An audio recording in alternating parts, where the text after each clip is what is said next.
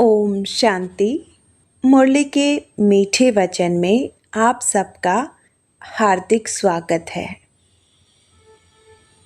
बाबा कहते हैं सच्चा बच्चा वही है जो केवल खुद नहीं चलता बल्कि दूसरों को भी घर चलने का रास्ता बताता है।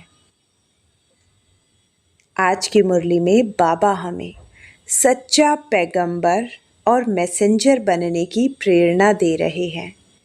तो आइए सुनते हैं आज की अमूल्य मुरली।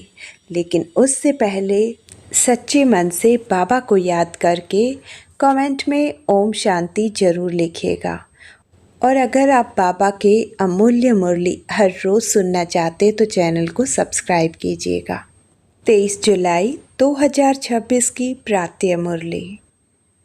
मीठे बच्चे, तुम्हें बाप समान सच्चा पैगंबर व मैसेंजर बनना है। सबको घर चलने का मैसेज देना है। प्रश्न: आजकल मनुष्यों की बुद्धि सारा दिन किस तरफ भटकती है? उत्तर: फैशन की तरफ।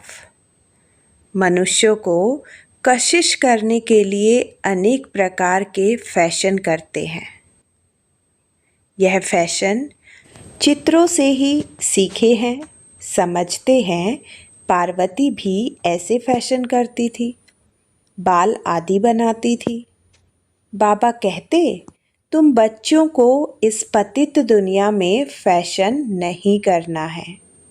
तुम्हें तो मैं ऐसी दुनिया में ले चलता हूँ जहाँ नेचुरल सुंदरता रहती है। फैशन की दरकार नहीं। गीत: तुम ही हो माता पिता तुम ही हो। ओम शांति। बच्चों ने गीत सुना। जब महिमा गाते हैं तो बुद्धि ऊपर चली जाती है। आत्मा ही बाप को कहती है वही खिवेया है, पतित पावन है अथवा सच्चा मैसेंजर है। बाप आकर आत्माओं को मैसेज देते हैं और जिसको मैसेंजर व पैगंबर कहते हैं, कोई छोटे या बड़े होते हैं। वास्तव में वह मैसेज व पैगाम देते नहीं हैं। यह तो झूठी महिमा कर दी है। बच्चे समझते हैं सिवाय एक के इस मनुष्य सृष्टि पर और किसी की महिमा नहीं है। सबसे जास्ती महिमा इन लक्ष्मी नारायण की है, क्योंकि यह है नई दुनिया के मालिक। सो भी भारतवासी जानते हैं। दुनिया वाले सिर्फ इतना जानते हैं कि भारत प्राचीन देश है। भारत में ही गॉड गॉडेस का राज्य था। श्री कृष्ण को भी गॉड कह देते हैं। भारतवासी इन्हों को भगवान भगवती कहते हैं, परंतु यह किसी को पता नहीं है कि यह भगवान भगवती सतयुग में राज्य करते हैं। भगवान ने गॉड गॉडेस का राज्य स्थापन किया। बुद्धि भी कहती है हम भगवान के बच्चे हैं तो हम भी भगवान भगवती होने चाहिए। सब एक के बच्चे हैं ना, परंतु भगवान भगवती कह नहीं सकते। उन्हों को कहते हैं देवी देवताएं। यह सब बातें बाप बैठ समझाते हैं। भारतवासी कहेंगे कि हम भारतवासी पहले नई दुनिया में थे। नई दुनिया को तो सब चाहते हैं। बापूजी भी नई दुनिया, नया राम राज्य चाहते थे, परंतु राम राज्य का अर्थ बिल्कुल ही नहीं समझते। आजकल मनुष्यों को अपना अहंकार कितना है।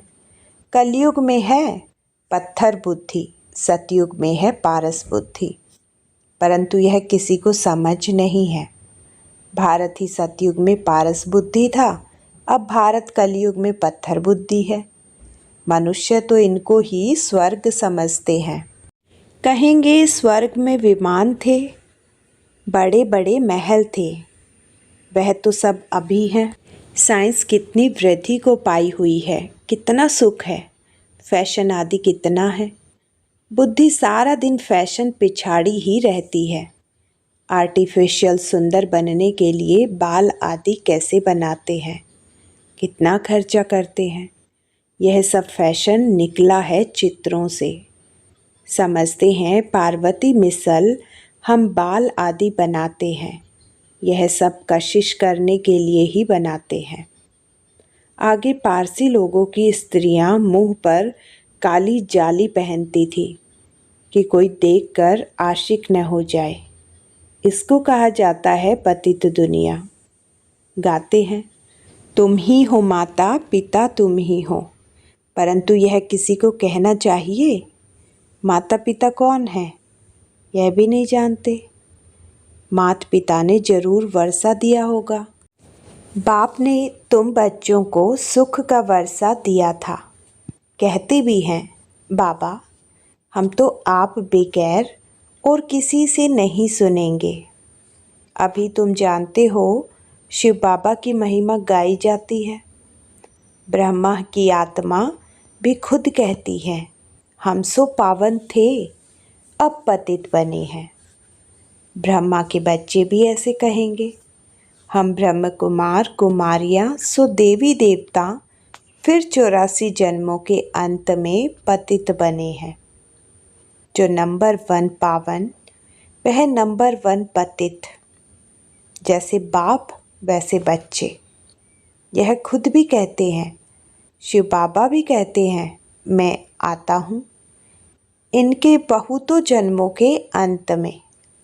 जो पहले नंबर में पूज्य लक्ष्मी नारायण की डिनाइसिटी में थे, अब है संगम। तुम कलयुग में थे, अब संगम युगी बने हो। बाप संगम पर ही आते हैं। ड्रामा अनुसार बच्चे भी वृद्धि को पाते हैं। अब बच्चों को ज्ञान तो मिला है। हम सो देवता थे, फिर क्षत्रिय वैश्य शूद्र बने हैं। सारे चक्र को अच्छी रीति तुम जानते हो। यह तो बहुत सहज है। हमने 84 जन्म लिए, कईयों की बुद्धि में यह भी नहीं बैठता है। स्टूडेंट में नंबर वार तो होते ही हैं। राइट से लेकर शुरू करते हैं। First class, second class, third class. बच्चियां खुद भी कहती है हमारी थर्ड क्लास बुद्धि है। हम किसी को समझा नहीं सकती। दिल तो बहुत होती है परंतु बोल नहीं सकते। बाबा क्या करें? यह हुआ अपने कर्मों का हिसाब किताब। अब बाप कहते हैं मैं तुमको कर्म अकर्म विकर्म की गति का ज्ञान सुनाता हूँ। कर्म करना है यह तो तुम बच्चे जानते हो। थर्ड क्लास बुद्धि वाले इन बातों को समझ न सके। यह है ही रावण राज्य, परंतु यह किसी को पता नहीं। रावण राज्य में मनुष्य तो विकर्म ही करेंगे तो नीचे ही गिरेंगे। गुरु किया ही जाता है।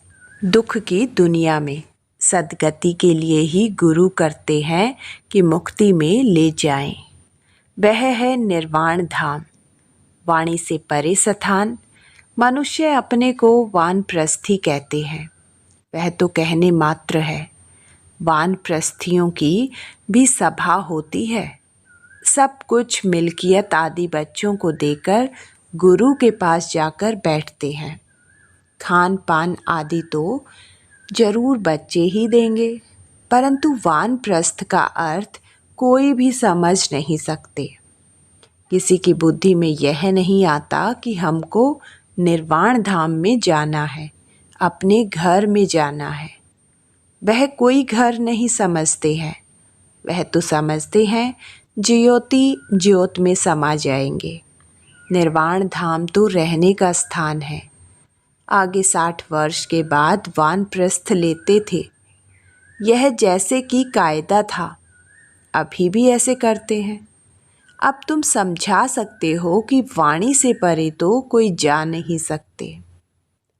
इसके लिए तो बाप को ही बुलाते हैं कि हे पतित पावन बाबा आओ, हमको पावन बनाकर घर ले चलो। मुक्ति धाम में आत्माओं का घर है। तुम बच्चों को सतयुग के लिए भी समझाया है। वहाँ कौन रहते हैं, कैसे वृद्धि होती है। आदमशुमारी का भी किसी को पता नहीं है। राम राज्य में आदमशुमारी कितनी होगी, बच्चे आदि कैसे जन्म लेंगे, कुछ भी नहीं समझते हैं। कोई भी विद्वान, आचार्य, पंडित नहीं जो इस ड्रामा के चक्र को कोई समझा सके। 84 लाख का चक्र हो कैसे सकता? कितनी रॉन्ग बातें हैं। बिल्कुल सूत ही मुंझा हुआ है। बाप समझाते हैं, अभी तुम जानते हो बाप ने कर्म, अकर्म, विकर्म का सारा राज समझाया है। सतयुग में तुम्हारे कर्म अकर्म हो जाते हैं। वहाँ कोई बुरा कर्म होता ही नहीं, इसलिए कर्म अकर्म हो जाते हैं। यह मनुष्य जो भी कर्म करते हैं वह विकर्म हो जाते हैं। अभी तुम बच्चे जानते हो, हम छोटे बड़े सबकी, सारी दुनिया की वानप्रस्थ अवस्था है। सब वाणी से परे जाने वाले हैं। कहते हैं, हे पतित पावन आओ, हमको आकर पतित से पावन बनाओ। परंतु जब तक पावन नई दुनिया नहीं है, यहाँ पतित दुनिया में पावन तो कोई रह न सके। यह जो भी पतित दुनिया है सब खत्म हो जानी है। तुम जानते हो हमको फिर नई दुनिया में जाना है। कैसे जाएंगे? यह सारी नॉलेज है। यह है नई नॉलेज, नई दुनिया, अमर लोक व पावन दुनिया के लिए। तुम अभी संगम पर बैठे हो। यह भी जानते हो दूसरे जो भी मनुष्य हैं ब्राह्मण नहीं है, वह कलयुग में है। हम सब संगम पर हैं, जा रहे हैं सतयुग में। बरोबर यह संगम युग है, वह तो है ही स्वर्ग। उनको संगम नहीं कहा जाता, संगम है अभी। यह संगम युग सबसे छोटा है, इसको लीप युग कहा जाता है, जिसमें मनुष्य पाप आत्मा से धर्म आत्मा बनते हैं, इसलिए इसको धर्माऊ युग कहा जाता है। कलयुग में सभी मनुष्य अधर्मी हैं, वहाँ तो सभी धर्मात्मा होते हैं। भक्ति मार्ग का कितना बड़ा प्रभाव है। ऐसी पत्थर की मूर्तियाँ बनाते हैं जो देखने से ही दिल खुश हो जाए, वह है पत्थर पूजा। शिव के मंदिर में कितना दूर दूर जाते हैं पूजा के लिए। शिव का चित्र तो घर में भी रख सकते हैं, फिर इतना दूर दूर क्यों भटकना चाहिए? यह ज्ञान अब बुद्धि में आया है। अब तुम्हारी आँख खुली है, बुद्धि के कपाट खुले हैं। बाप ने नॉलेज दी है। परमपिता परमात्मा इस मनुष्य सृष्टि का बीज रूप, ज्ञान का सागर नॉलेजफुल है। आत्मा भी वह नॉलेज धारण करती है। आत्मा ही प्रेसिडेंट आदि बनती है। मनुष्य तो देह अभिमानी होने के कारण देह की ही महिमा करते रहते हैं। अभी तुम समझते हो आत्मा ही सब कुछ करती है। तुम आत्मा 84 जन्मों का चक्र लगाए बिल्कुल ही दुर्गति को पाई हुई हो। अभी हम आत्मा ने बाप को पहचाना है, बाप से वर्षा ले रहे हैं। आत्मा को शरीर तो जरूर धारण करना पड़े। शरीर बगैर आत्माएं कैसे बोले, कैसे सुने? बाप कहते हैं, मैं निराकार हूँ, मैं भी शरीर का आधार लेता हूँ। तुम जानते हो शिव बाबा इस ब्रह्मा तन से हमको सुनाते हैं। यह बातें तुम ब्रह्म कुमार कुमारियाँ ही समझाते हो। तुमको अब ज्ञान मिला है। ब्रह्मा द्वारा आदि सनातन देवी देवता धर्म की स्थापना होती है। वही बाप राजयोग सिखा रहे हैं। इसमें मूंझने की बात ही नहीं। शिव बाबा हमको समझाते हैं, फिर हम औरों को समझाते हैं। हमको भी सुनाने वाला शिव बाबा ही है। अभी तुम कहेंगे हम पतित से पावन बन रहे हैं। बाप समझाते हैं, यह है ही पतित दुनिया। रावण का राज्य है ना। रावण पाप आत्मा बनाते हैं, यह और कोई भी नहीं जानते हैं। भले रावण की एफिसी जलाते हैं, परंतु कुछ भी समझते नहीं हैं। सीता को रावण ले गया, यह किया, कितनी कथाएं बैठ लिखी है। जब बैठकर सुनते हैं तो रो लेते हैं। वह है सब दंत कथाएं। बाबा हमको विक्रमाजीत बनाने के लिए समझाते हैं। कहते हैं मामेकम याद करो, कहीं भी बुद्धि नहीं लगाओ। शिव बाबा ने हमको अपना परिचय दिया है। पतित पावन बाप आकर अपना परिचय देते हैं। अब तुम समझते हो कितना मीठा बाबा है जो हमको स्वर्ग का मालिक बना रहे हैं। अच्छा, मीठे मीठे सिक्के लदे बच्चों प्रति माता पिता बाप दादा का याद प्यार और गुड मॉर्निंग।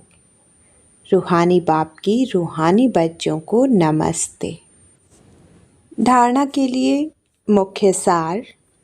नंबर 1, कर्म अकर्म और विकर्म की गति को जान श्रेष्ठ कर्म करने हैं। ज्ञान दान कर धर्मात्मा बनना है। नंबर 2, यह वानप्रस्थ अवस्था है। इन अंतिम घड़ियों में पावन बनकर पावन दुनिया में जाना है। पावन बनने का मैसेज सबको देना है। वरदान, पास विद ऑनर बनने के लिए सर्व द्वारा संतुष्टता का पासपोर्ट प्राप्त करने वाले संतुष्ट मणि भव। जो बच्चे अपने आप से, अपने पुरुषार्थ व सर्विस से, ब्राह्मण परिवार के संपर्क से सदा संतुष्ट रहते हैं, उन्हें ही संतुष्ट मणि कहा जाता है। सर्व आत्माओं के संपर्क में अपने को संतुष्ट रखना व सर्व को संतुष्ट करना, इसमें जो विजयी बनते हैं वही विजयमाला में आते हैं। पास विद ऑनर बनने के लिए सर्व द्वारा संतुष्टता का पासपोर्ट मिलना चाहिए। यह पासपोर्ट लेने के सिर्फ सहन करने व समाने की शक्ति धारण करो। स्लोगन, रहम दिल बन सेवा द्वारा निराश और थकी हुई आत्माओं को सहारा दो। अव्यक्त इशारे, ज्वाला स्वरूप स्थिति में रह शक्तिशाली याद का अनुभव करो। पावरफुल याद के लिए सच्चे दिल का प्यार चाहिए। सच्ची दिल वाले सेकंड में बिंदु स्वरूप बाप को याद कर सकते हैं। सच्ची दिल वाले सच्चे साहिब को राज़ी करने के कारण बाप की विशेष दुआएं प्राप्त करते हैं, जिससे सहज ही एक संकल्प में स्थित हो ज्वाला रूप की याद का अनुभव कर सकते हैं। पावरफुल वाइब्रेशन फैला सकते हैं। सच्चाई की शक्ति के कारण दिमाग भी समय पर युक्ति युक्त यथार्थ कार्य कराता है। कोई भी उल्टा कार्य हो नहीं सकता। बाबा कहते हैं, मीठे बच्चे इस दुनिया के दिखावे और फैशन में नहीं, बल्कि पवित्रता और याद में सुंदर बनो।